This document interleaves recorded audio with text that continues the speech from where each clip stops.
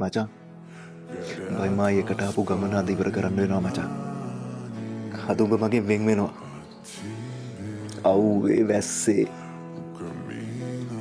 උඹ මාව දරාගෙන ආපු දුර ගොඩයි මචං. ලෝකෙ කවුරුත් දන්නේ නැති ගොඩාක් දේවල් උඹ දන්නවා මචං මායි හේලි අතර වෙච්ච. කාටවත් ඒවා කිව්වේ නෑ. අද හේලට ලොකු ප්‍රශ්නයක් මචං. උඹට විතරයි මේ ප්‍රශ්නේ විසඳන්න මට උදව් කරන්න පුළුවන්. මට උදව් කරා.